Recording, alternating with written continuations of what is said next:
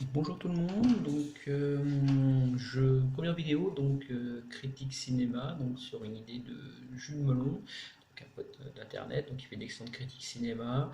Je peux la fonctionner aussi bon que lui, mais j'ai envie de me lancer un petit peu dans ce genre de choses. Donc critique sur des films pas récents, hein, des anciens films, puisque j'ai 200 films dans ma vidéothèque, dans mes DVDothèques. Donc, euh, on va commencer par un point ce que je trouve je considère comme un monument du style du genre. On va commencer par un film de Quentin Tarantino, donc première partie de son diptyque. Donc Kill Bill 1, volume 1.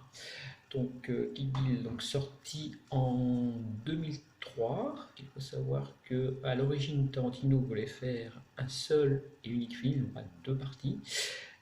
Sauf que les deux films réunis représentent 4 heures de film.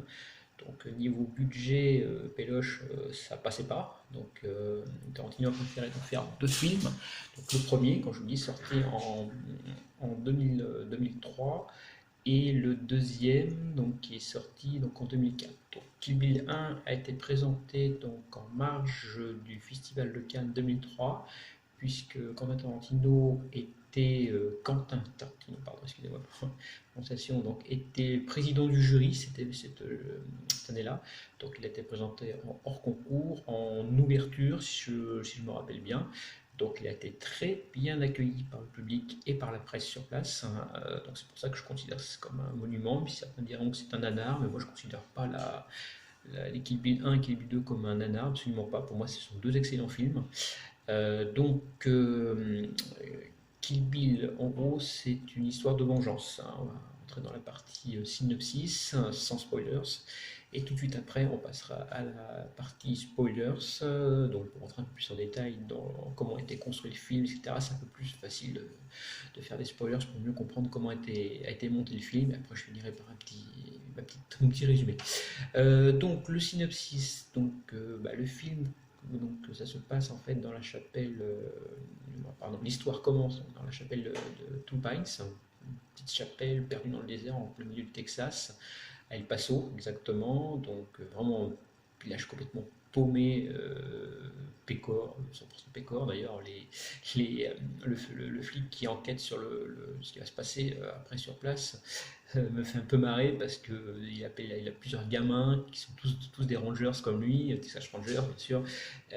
C'est fils numéro 1, fils numéro 2, fils numéro 3, donc ça fait un peu consanguin, vraiment pécore, avec les lunettes, les pieds Ray-Ban, années 80, les lunettes gouttes, le chewing-gum, le chic, c'est vraiment caricatural, j'ai adoré cette scène-là. Ça se passe à Toon Pines, où il y a une répétition de mariage, et subitement, des tueurs débarquent dans l'église et butent tout le monde.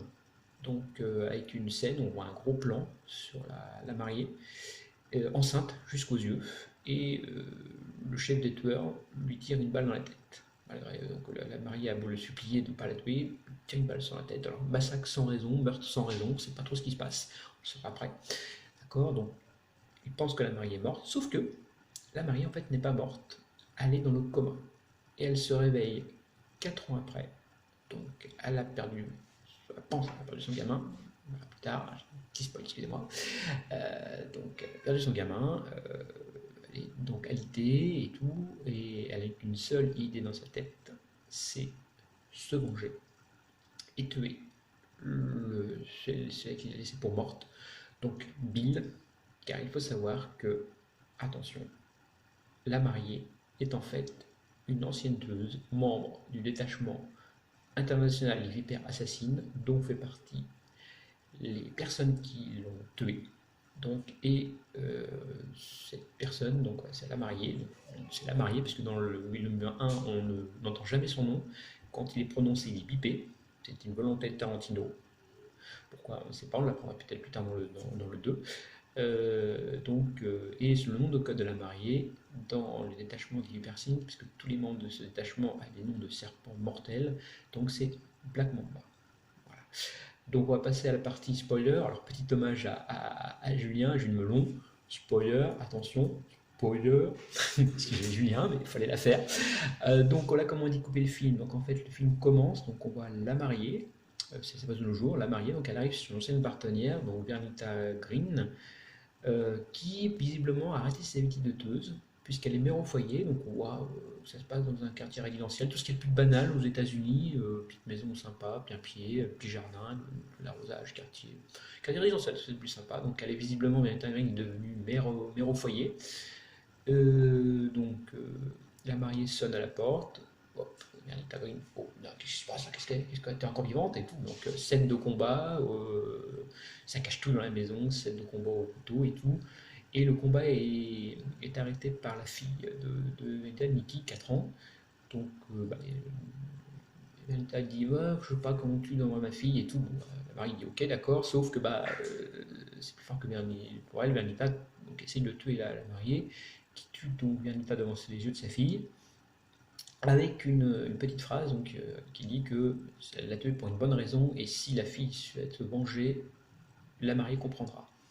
Alors, a priori, c'était une volonté de Tarantino, puisqu'il voulait faire un 3, un Kill Bill volume 3, basé sur la Vengeance de Nikki, et a priori j'ai cherché, alors j'ai mis un trailer sur internet, mais Kill Bill volume 3 n'existe pas. A priori, il faut que je fasse d'autres recherches, mais a priori, il n'y a pas eu de volume 3, il s'est arrêté au volume 2. Donc ça s'arrête là, donc pour le début. Et là, hop, on flashback, premier flashback, donc on revient sur le massacre, donc avec la fameuse chaîne, comme je disais tout à l'heure, du shérif local qui arrive sur le lieu de massacre, il comprend tout ce qui s'est passé, il pense que c'était les Mexicains qui ont contrôlé tout le monde, etc. Bon, voilà. Et la sortie du coma de la mariée qui découvre donc qu'elle n'est plus enceinte, à s'évade de l'hôpital et tout, et elle décide donc de se venger de ses anciens complices, donc en commençant donc par Oren Ishii, donc une japonaise, chinoise, américaine, trois origines donc.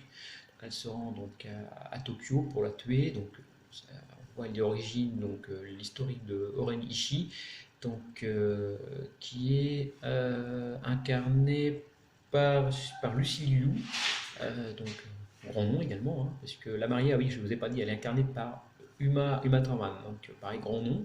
Il y a des grands noms dans ce film, hein. Il y a David Carradine, donc grand nom des années 80, film de Kung Fu, etc. Lucy Liu, Daryl Hannah, Vicia Fox et Michael Madsen, pardon. Des grands noms quand même du cinéma dans ce film, il n'a pas fait d'inventaire. Donc je continue, donc elle va donc voir Oren Ishii, elle la tue, après donc, la présentation du personnage sous forme d'animé, très bien fait, très bien fait. Il y a beaucoup d'hommages hein, à plusieurs thèmes de cinéma, je reviens ça sur le résumé après, dans ce film. Donc Oren Ishii, devenue reine des Yakuza à Tokyo, donc pareil, elle s'est rangée de sa assassine, c'est plutôt rangé du côté mafia. Combat, il y a une super scène de combat où la mariée donc massacre tous les gardes du corps de Renishi. Ça se finit par une scène de combat donc dans la neige entre Renishi et la mariée. Et la mariée ensuite va essayer de découvrir où est Bill, et le découvrira. Et là, donc, le film finit par un cliffhanger avec une grande révélation. Donc je ne le dirai pas, je vous dirai dans le 2, puisque si vous souhaitez voir la critique du 2, c'est que vous avez vu le 1, hein, logiquement. Donc je ne vous spoilerai pas, mais il y a un énorme cliffhanger dans ce film. Donc niveau résumé, donc comme je l'ai dit, Kill Bill, pour moi, excellent film, qui a de nombreuses références dans ce film. Il faut savoir déjà que les origines donc, de Kill Bill remontent déjà à Pulp Fiction, excellent film. Je ne l'ai pas, je ne peux pas faire la critique parce que je ne l'ai pas vu, peut-être plus tard. Il y a également des clins d'œil à Jackie Brown, Pulp Fiction dans ce film. Le film a été commencé à être tourné en 2002. C'est pour ça que Uma Thurman, on l'avait enceinte et c'est vraiment réel parce qu'en 2002, Uma Thurman était enceinte. Donc c'est assez réaliste. Donc il y a des petits clins d'œil donc au cinéma hongkongais, les films de Shambhala, les films de kung-fu, les films gore, les films épiques, le western spaghetti, même l'animé, parce que comme je dis, il y a un des personnages, un des ennemis de la mariée qui est présenté sous forme d'animé, très bien fait d'ailleurs, je ne sais pas qui l'a fait. Donc il y a un peu des clins d'œil un peu à pas mal de cinéma, donc au Frelon Vert également, parce qu'on voit les 88 fous qui ont des masques de Kato, comme dans le Frelon Vert. C'est des chorégraphies qui sont largement inspirées des films comme Harakiri 1962 de Masaki Kobayashi, un excellent film que je n'ai pas mais que j'ai vu, hein, qui est pas mal. Il y a des clins d'œil à Tarantino, pas Tarantino, à Sergio Leone, pardon, parce que Tarantino est un grand fan de Sergio Leone. Il faut savoir son western, c'est tous dans les 8 salopards, je crois. Donc Julien, d'ailleurs, Jules Melon a fait une critique. Il y a aussi pas mal d'inspirations, comme Crime à froid, donc qui a inspiré le personnage d'El Driver, donc un autre ennemi de la mariée. Donc il y a pas mal de références qui fait de ce film un excellent film. Excellent film également par rapport à sa bande son, euh, il y a une excellente, le générique, donc c'est Bang Bang, version anglais, qui est très bien interprété. Il y a également la petite ritournelle dans le Helldriver, donc qui est sifflote, qui tient bien la tête, hein, je vous le cache pas. Il y a également le générique de fin qui est vraiment très bien. Excellent doublage, hein, les voix sont très bien faites en français, même si je vous recommande en VO, en VO sous-titré, hein, ils disent en VO sous-titré. Donc voilà, donc pour moi un film qui vaut largement 8 sur 10, hein. Pourquoi 8? Parce que ce film je le trouve quand même un petit peu bordélique. La façon dont Tarantino l'a tourné, enfin c'est Tarantino, faut aimer pas, donc avec les flashbacks, retour dans le présent, dans le passé, le film qui commence dans le présent et qui revient dans le passé, bon, pour moi je l'aurais pas construit comme ça, j'aurais fait vraiment de façon périodique. Après c'est une façon de tourner, hein, qui est propre à Tarantino, qui aime bien tourner un petit peu comme ça, donc c'est pour ça que certains le considèrent comme un nanar, mais après c'est comme beaucoup de films de Tarantino d'ailleurs. En général, ceux qui n'aiment pas les films de Tarantino n'aiment pas tous les films de Tarantino.